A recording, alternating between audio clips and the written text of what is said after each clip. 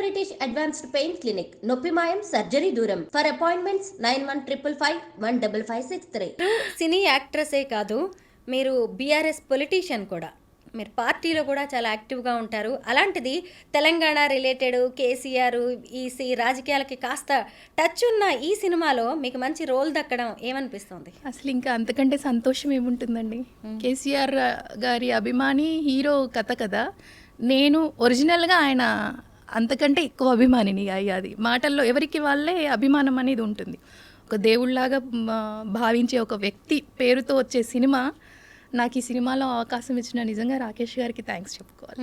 ఎందుకంటే డైరెక్టర్ గారికి, రాకేష్ గారికి అంతకుముందే నాది భీమదేవరపల్లి బ్రాంచ్ సినిమా రిలీజ్ అయింది. దాంట్లో నేను హీరోయిన్ మదర్గా చేశాను.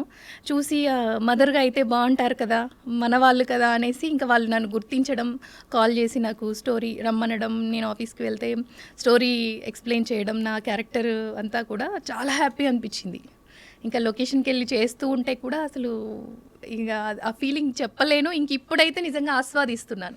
ఇంకా బయట ఇంకా మిగతా ఆర్టిస్టులకి ఇంత సంతోషం ఉందో లేదో నేను చెప్పలేను, కానీ నాకైతే ఎందుకంటే ఐ మీన్ టు పార్టీ కాబట్టి, పార్టీలో ఉన్న ప్రతి వ్యక్తి సినిమా చూస్తాడు కాబట్టి నిజంగా అక్క బాగా చేశారు అని, లేకపోతే బాగా చేసావమ్మా అని ప్రతి ఒక్కరూ అప్రిషియేట్ చేస్తుంటే, అంటే మనం వర్క్ చేసే ప్లేస్లో కూడా ప్రతి ఒక్కరూ మనల్ని, మన యాక్టింగ్ని, మన ప్రొఫెషన్ని, మనం ఈ ప్రొఫెషన్లో కూడా ఉన్నాను కాబట్టి ఆ గుర్తింపు రావడం అనేది నిజంగా చాలా సంతోషంగా ఉంది. ఇంకా ఆ సంతోషాన్ని నేను ఎక్స్ప్లెయిన్ చేయలేను నా మాటల్లో, అంత హ్యాపీగా ఉంది. కీర్తి గారు ఒక క్యారెక్టర్ ఆర్టిస్ట్గా ఈ టాలీవుడ్లో ఎక్కడైనా సరే సినిమా ఇండస్ట్రీలో నిలబడ్డమే కష్టంగా ఉంది. కాంపిటీషన్ ఉంది, కాస్టింగ్ కౌచ్ ఉంది, ఇలాంటివి ఎన్నో ఉన్నాయి. అలాంటిది మీరు ఒంటరిగా ఒక మహిళగా సినిమా తీశారు, భీమదేవరపల్లి బ్రాంచ్ అనేది.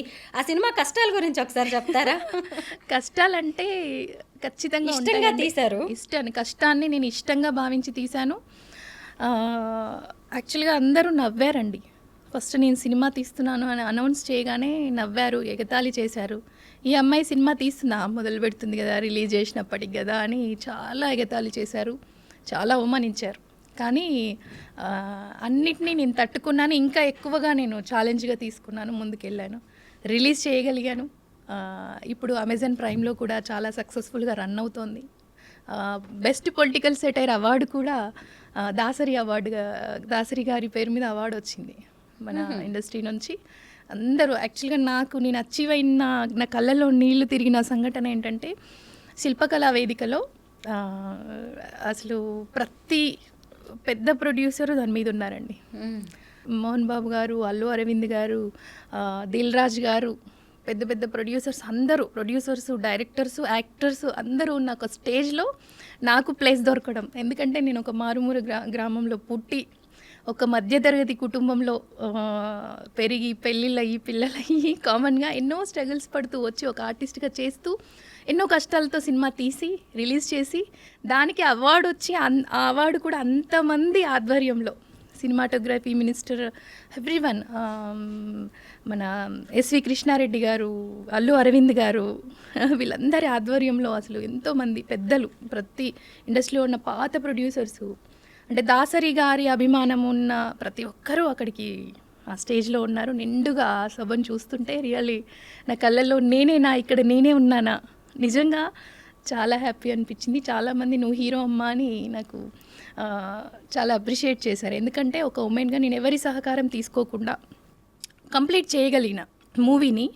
ఇంకా మూవీ కంప్లీట్ చేసిన తర్వాత నేను ఈ ప్రోడక్ట్ తీసినా అని చూపించాను. సి కళ్యాణ్ గారు కానీ వీళ్ళందరికీ చాలా బాగా నచ్చింది. ఆ సినిమా చూసిన తర్వాత అందరూ భుజం తట్టి నువ్వు హీరో అమ్మ అసలు, ఎందుకంటే ఈ రోజులలో చాలా పెద్ద టాస్క్ని కంప్లీట్ చేస్తావు, సో నువ్వు హీరో అయిపోయినావమ్మా, ఈ విషయంలో మాత్రం మేము చాలా అప్రిషియేట్ చేస్తున్నామని జెన్యూన్గా అప్రిషియేట్ చేశారు. నిజంగా నన్ను వెన్ను తట్టి ప్రోత్సహించి నా కష్టాలలో నాకు తోడుండి నన్ను ముందుకు నడిపించిన వాళ్ళందరికీ కూడా నేను చాలా కృతజ్ఞతలు తెలియజేసుకుంటున్నాను ఈ సందర్భంగా. ఎందుకంటే మన మనసులో ఉంచుకోవడం కంటే ఇలాంటి స్టేజ్లో చెప్పడం అనేది చాలా హ్యాపీ అనిపిస్తుంది. ఎందుకంటే మా విలేజ్ వాళ్ళు కూడా, నేను ఆ సినిమా అంతా కూడా మాది కరీంనగర్, యాక్చువల్లీ కరీంనగర్ దగ్గర మల్లాపూర్ గ్రామం, మానకొండూరు కాన్స్టిట్యున్సీ వస్తుంది. మా గ్రామ ప్రజలు కూడా అసలు ప్రతి ఒక్కరూ నన్ను సొంత బిడ్డలాగా, ఇది కావాలి అనగానే ఇంకేం కావాలమ్మా ఇంకేమైనా కావాలా నీకు అని ప్రతి ఒక్కటి అరేంజ్ చేసి నేను చేసే ప్రయత్నంలో నాకు ప్రతి ఒక్కరి సక్సెస్, నా సక్సెస్ అది ప్రతి ఒక్కరి సక్సెస్, విలేజ్ సక్సెస్. అంత బాగా నన్ను ఓన్ చేసేసుకున్నారు. నీకు ఇంకేం కావాలో చెప్పు అని వాళ్ళే ముందుకు వచ్చి అడుగుతుంటే, అంటే మా నాన్న అంటే చాలా ఇష్టం అక్కడ అందరికీ. మా డాడీ అంటే మంచి పేరుంది ఆయనకి. ఆయన లాస్ట్ ఎక్స్పైర్ అయ్యారు 21లో కోవిడ్తో. ఇంకా నేను సేమ్ ఫాదర్లానే ఉంటాను. నన్ను చూస్తుంటే మా డాడీనే చూస్తుంది అన్నట్టు ప్రతి ఒక్కరు వచ్చి హగ్ చేసుకొని కన్నీళ్ళు పెట్టుకునేవాళ్ళు. నేను షూటింగ్ చేసుకోవాలి అంటే ఎమోషనల్, నాకు కూడా మా ఫాదర్ అంటే చాలా ఇష్టం. ఇంకా నేను ఎమోషనల్ అయిపోతే మళ్ళీ అక్కడ వర్క్ ఆగిపోతుంది ప్లీజ్. అంటే నాకేమనిపించిందంటే మన విలేజ్లో ఉండే ప్రేమలు అది కులాలకు అతీతంగా చాలా చాలా హ్యాపీ అనిపించింది. అది బయట ఎక్కడ దొరకవండి, అవి డబ్బులు ఇస్తే ఎక్కడ దొరకదు ఆ ప్రేమ. మీ నాన్నగారికి విగ్రహం కట్టించారు కదా, మీరు అక్కడ ఒక రీల్ చేశారు, నేను చూసాను అది. అవునండి, అవును. చాలా నాకు చాలా ఇష్టం మా ఫాదర్ అంటే. మేము ముగ్గురం ఆడపిల్లలం. డాడీ యాక్చువల్గా మాది గౌడ్స్ వృత్తి. తాడి చెట్లు ఎక్కుతూ కింద పడ్డారు, సర్జరీ అయింది, రాడేశారు. మేము ముగ్గురం ఆడపిల్లలం కాబట్టి, మాది మధ్యతరగతి కుటుంబం కాబట్టి మళ్ళీ కష్టపడాలి కదా, వ్యవసాయం చేస్తుంటే మళ్ళీ రాడు విరిగింది. అట్లా 2-3 టైమ్స్ సర్జరీస్ జరగడం వల్ల అప్పుడు అంత మెడికల్ ఇది కూడా అంత కరెక్ట్గా ఉండేది కాదు. ఎక్కువ డోసెస్ వాడడము, వాటి వల్ల కిడ్నీలు ఫెయిల్ అయ్యాయి డాడీకి. 10 years డయాలిసిస్ చేయించాం. సో అప్పటికి నాకు కొంత హైదరాబాద్ రావడము, నేను ఆర్టిస్ట్గా కొంచెం బిజీ అవ్వడము, నేను ఇక్కడికే తీసుకొచ్చుకొని ఒక 5 years అక్కడ కరీంనగర్ దగ్గర చేయించాము. ఇక్కడ ఒక 5 years. కోవిడ్ రాకపోతే ఇంకా మా డాడీ చాలా ఎందుకంటే అన్ని ఇయర్స్ చేయించాం కదా, కొంచెం ఇమ్యూనిటీ అనేది తట్టుకోలేక ఇదయ్యారు. అప్పటికి చాలా ఖర్చు పెట్టుకున్నాము మా డాడీ మాకు కావాలి అని. ఇంకా ఇట్స్ ఓకే, టైం అది చాలా బాధాకరమైన విషయం, కానీ ఆయన బ్లెస్సింగ్స్ నాకు ఎప్పటికీ ఉంటాయి. అందుకే ఆయన జ్ఞాపకంగా మా ఫామ్లోనే, అంటే మా పొలం దగ్గరే విగ్రహం పెట్టించుకున్నాము. మేము ఏ పండగైనా అక్కడికే వెళ్ళి చేసుకుంటాం. ఫస్ట్ ఇంట్లో స్నానాలన్నీ అయిపోగానే డాడీ దగ్గరికి వెళ్ళి మేము అన్నీ చేసుకొని వెళ్ళి అక్కడ కూర్చొని తిని ఆయన ఉన్నట్టే ఫీల్ అయ్యి వస్తాం ప్రతి పండగకి. కీర్తి గారు, కొన్ని సినిమాలకి రాజకీయ ముద్ర పడుతూ ఉంటుంది. మీ సినిమాకు కూడా బీఆర్ఎస్ ఫండింగ్ చేసింది అనే ఒక రూమర్ అనేది అయితే వచ్చింది. జన్ధన్ ఖాతాల అమౌంట్ కూడా మీకు వచ్చింది అని చెప్పి. అయితే ఏమంటారు మీరు, దీనికి సమాధానం ఏం చెప్తారు? అంటే ఇదేంటంటే బీజేపీ ఇచ్చిన హామీలని నెరవేర్చకుండా, అంటే వాళ్ళు జన్ధన్ ఖాతాలని ప్రతి ఒక్కరు ఓపెన్ చేసుకుంటే అందరికీ డబ్బులు పడతాయని చెప్పి ఆశపెట్టి, అంటే వాళ్ళు దీని మీద చేశారు. అది ఏదైతే నిజంగా జరిగిన స్టోరీని తీసుకొని మేము ఏదో అల్లిన కథ కాదు, ఒరిజినల్గా జరిగిన స్టోరీని తీసుకొని మేము సినిమా చేయడం జరిగింది. దాని మీద ఏంటంటే ఇది బీఆర్ఎస్ఏ ఎన్నుకుండి చేయించింది అనేది, ఫండింగ్ వాళ్ళే చేశారు, అంటే బీజేపీని బ్యాడ్ చేయడానికి అనేది చాలా క్రియేట్ చేశారు. కానీ నేను చెప్పాను కదండి, నేను సినిమా చేస్తున్నట్టు కూడా ఎవరికి తెలీదు. తెలిసిన వాళ్ళేమో నవ్వారు, ఈ పిల్ల సినిమా చేయడం ఏంటి అని. చాలా బాధపడేదాన్ని. అంటే మహిళలు అంటే అంత తక్కువనా? ఒక అమ్మాయి తలుచుకుంటే ఏం సాధించలేదా? ఎందుకు సాధించలేదు? ఎందుకు తీయలేను నేను సినిమా? అసలు వీళ్ళు ఎందుకు నన్ను చిన్న చూపు చూస్తున్నారు? అంటే అంత డబ్బు ఎక్కడి నుంచి తెస్తుంది అని. అంటే ఉన్న డబ్బుల్లోనే చేయడం ఎందుకు సాధ్యం కాదు? తక్కువ బడ్జెట్లో నేను ఎందుకు సినిమా చేయలేను అని ఛాలెంజింగ్తో నేను ప్రతి ఒక్కరికి దగ్గరికి వెళ్ళి రిక్వెస్ట్ చేసుకొని, నేను చేస్తున్నాను అనగానే నేను రిక్వెస్ట్ చేయాల్సిన పని కూడా లేకుండానే, అమ్మ నువ్వు చేస్తున్నావా, ఓకే వెరీ గుడ్ అమ్మా, మేమున్నాం, నువ్వు చెయ్యమ్మా, నేను ఒక ఉమెన్గా నేను ఇది సాధించాలనుకుంటున్నాను, మీరు నాకు సపోర్ట్ చేయండి అనగానే ప్రతి ఒక్కరూ చాలా చాలా సపోర్ట్ చేశారు.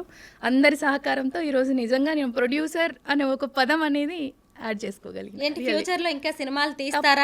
తప్పకుండా తీస్తాను. కమర్షియల్ సినిమాలు కూడా తీయాలని నాకు చాలా, ఏదైతే ఇప్పుడు ఇండస్ట్రీ ఎట్లా ఉందంటే, మనం ఎంత మంచి కంటెంట్తో వచ్చినా కాస్టింగ్ అనేది లేకపోతే బిజినెస్ పరంగా కొంచెం స్ట్రగుల్స్, ఒడిదుడుకులు ఎదుర్కోవాల్సిన పరిస్థితులు ఎదురవుతున్నాయి ప్రతి ఒక్కరికి. ఎన్నో సినిమాలు వస్తున్నాయి, కానీ ఎన్ని సినిమాలు హిట్ అవుతున్నాయి?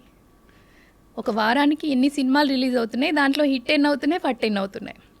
అది మంచి క్యాస్టింగ్తో పాటు మంచి కథ, కథనం అన్నీ కరెక్ట్గా ఉన్న సినిమాలు ఎక్కడో 100కి 1-2 అవుతున్నాయి. ఆ 100లో 1-2 సినిమా నాది అవ్వాలని నేను అంతే పట్టుదలతో ఉన్నాను. డెఫినెట్గా నేను తీస్తాను, సక్సెస్ అవుతాను అన్న కాన్ఫిడెన్స్ నాకుంది నా మీద. కేశవచంద్ర రమావతి సినిమాకు కూడా బీఆర్ఎస్ ఫండింగ్ చేసింది, పార్టీ నుంచి 4 కోట్లు వచ్చాయి అని అంటున్నారు, నిజమేనా? మీకేమైనా తెలుసా? లేదు, అది డెఫినెట్గా నేను, ఎందుకంటే లొకేషన్ సినిమా మొత్తం నేను ఉన్నాను కాబట్టి లొకేషన్లో నేను ఉండి ప్రతిదీ చూశాను కదా. నేనైతే ఎలా కష్టపడ్డానో రాకేష్ గారు కూడా అలాగే కష్టపడ్డారు. మన తెలంగాణ ప్రజలు నిజంగా ఎంత మంచి వాళ్ళంటే విలేజ్లకు వెళ్ళినప్పుడు అందరూ కూడా స్వాగతించారు. అక్కడున్న లోకల్